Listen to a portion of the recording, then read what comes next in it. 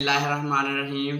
अस्सलाम वालेकुम स्टूडेंट्स। आज हम केमिस्ट्री फर्स्ट ईयर को डिस्कस करेंगे। इसमें हम जो है वो देखेंगे evidence of an atom. Student, evidence of an atom में जो वर्ड यूज हुआ है एटम। एटम के बारे में अगर हम बात करें तो ये टू वर्ड से मिलकर बना होता है, ए से और टॉम से। ए का मतलब होता है नॉट और टॉम का मतलब होता है टू बी कट। स्टूडेंट्स, वो चीज़ जो नाकाबिले तकसीम हो, जिसको हम जो है वो मज़ीद बरा तकसीम ना कर सकें, वो चीज़ होती है एटम। अगर हम इसकी जो है वो आपको एग्जांपल देता हूँ कि मेरे पास ये वाइट बोर्ड मार्कर है, इसको मैं टू पार्ट्स में कट कर दूँ तो ये हो जाएगा। इसको मज़ीद कट करूँ, ये चार इसके हिस्से हो जाएंगे। मज़ीद कट करूँ 8, 16, 32, जितना भी आप एक वक्त वो आएगा जिस पे ये नाकाबिले तकसीम हो जाएगा, जिससे मैं इसको मज़ीद कट ना कर सकूँगा। वो चीज़ क्या होती है? एटम होती है। इसकी अब हम डेफिनेशन देखेंगे। Students, the smallest particle of an element which takes part in a chemical reaction. Element का वो छोटे से छोटा ज़रा जो केमिकल रिएक्शन में हिस्सा लेता है, उसको हम क्या बोलते हैं?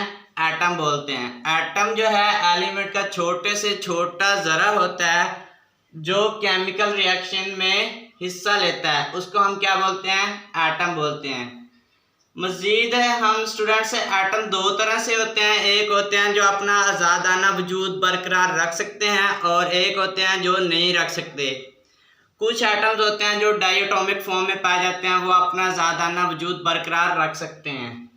स्टूडेंट्स, अब हमारे पास एटम की अगर हम बात करें तो इसके अंदर सब एटॉमिक पार्टिकल्स पाए जाते हैं। एटम जो है वो 3 सब एटॉमिक पार्टिकल्स से मिलकर बनता है। इन सब एटॉमिक पार्टिकल्स को हम स्टेबल पार्टिकल्स भी बोलते हैं। अगर सब एटॉमिक पार्टिकल्स की बात करूं तो इसमें हमारे पास इलेक्ट्रॉन होते हैं, प्रोटॉन होते हैं और न्यूट्रॉन होते हैं। ये हमारे पास एटम के सब एटॉमिक पार्टिकल्स होते हैं। स्टूडेंट्स, अगर इसमें अब हम बात करेंगे एविडेंस ऑफ एन एटम की। एविडेंस ऑफ एन एटम क्यों ज़रूरी था? जब साइंटिस्ट ने एटम की डिस्कवरी पर काम किया तो उन्होंने एटम को डिस्कवर कर लिया। अब इंसानी माइंड, जहन की जो है वो फितरत होती है कि वो हर चीज़ का सबूत मांगता है। जैसे कि अगर मैं आपको बोलूं कि यहाँ पे सांप है क्लास में, तो आप लोग देखेंगे कि किधर है सांप। आप लोग मेरी बात पे यकीन नहीं करोगे जब तक आपको वो नज़र नहीं आएगा। तो यही चीज़ थी कि जब साइंटिस्ट ने जो एटम को डिस्कवर किया तो उन्होंने एविडेंस ऑफ एन एटम पर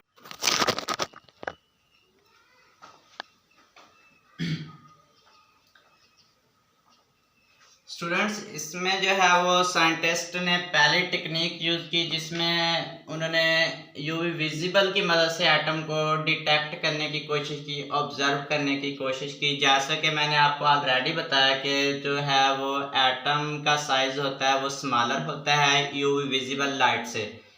तो इस वजह से हमारे पास जो क्लियर इमेज थी वो ऑब्टेन नहीं की जा सकी with the help of UV visible light. तो साइंटिस्ट ने यूवी विजिबल पे काम किया। इसकी मदद से क्या हुआ? हमें क्लियर इमेज ऑब्टेन नहीं हुई। इस पे मैंने एक पॉइंट लिखा हुआ है, a clear image of an atom can not be obtain because it is smaller than UV visible light. एक जो क्लियर इमेज थी वो ऑब्टेन ना हो सकी यूवी विजिबल लाइट की मदद से, क्योंकि ये इसका जो है एटम का साइज वो स्मॉलर था यूवी विजिबल लाइट से। तो इस वजह से हम जो है वो इसकी क्लियर इमेज ऑब्टेन ना कर सके। इसके बाद साइंटिस्ट ने कंपाउंड माइक्रोस्कोप की मदद से एटम को डिटेक्ट करने की कोशिश की और कंपाउंड माइक्रोस्कोप की जो है वो मैग्निफिकेशन पावर जो होती है स्टूडेंट, वो 500 नैनोमीटर तक होती है। इससे बड़ी इमेज को है वो कंपाउंड माइक्रोस्कोप ऑब्जर्व कर सकता है, लेकिन छोटी इमेज को नहीं ऑब्जर्व कर सकता। और ये वर्क करता है, compound microscope UV visible base पे वर्क करता है। तो इस वजह से है यहाँ पे एटम जो है वो ऑब्जर्व नहीं हो सका। A compound microscope can measure up to 500 nanometre. एक जो कंपाउंड माइक्रोस्कोप होता है वो 500 नैनोमीटर तक मेजर कर सकता है।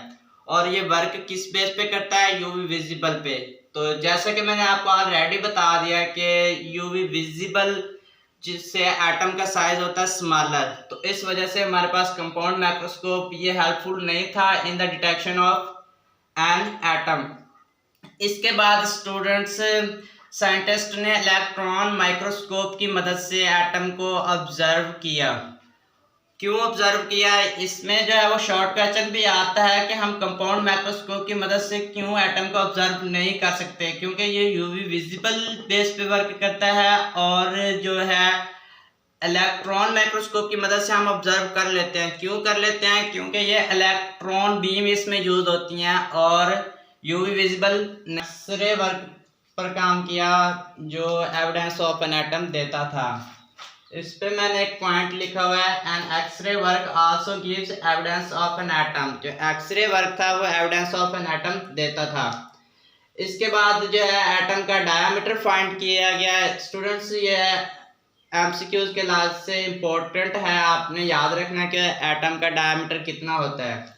एटम का जो है वो डायमीटर 2 × 10⁻⁻10 मीटर होता है या 0.2 नैनोमीटर होता है। 1 नैनोमीटर हमारे पास इक्वल होता है 10⁻⁹ मीटर के।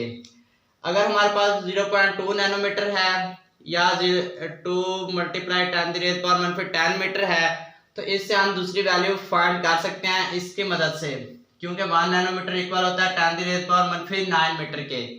या आप ऐसे कह सकते हैं कि 10⁻⁹ मीटर इज इक्वल टू होता है 1 नैनोमीटर के। तो वो यहाँ पे हम कैलकुलेट कर सकते हैं, लेकिन वो थोड़ा कम्प्लेक्स हो जाएगा।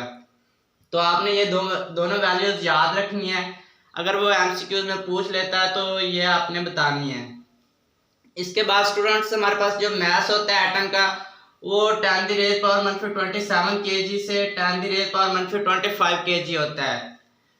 इस बात से आप अंदाजा लगा सकते हैं कि एटम कितना छोटा पार्टिकल है एलिमेंट का। इसलिए हम कह सकते हैं कि एटम जो है वो एक्सट्रीमली स्मॉल पार्टिकल है। So we can say that atom is an extremely small particle. Student atom इतना छोटा होता है, अगर मैं आपको बोलूँ कि अगर आप एक डॉट लगाएं कॉपी पे पेंसिल की मदद से, तो उस डॉट के अंदर जो है वो 2 मिलियन एटम्स प्रेजेंट होते हैं। यहाँ पे मैंने एक डॉट लगाया हुआ है, पता नहीं आप लोगों को नजर आ रहा है या नहीं।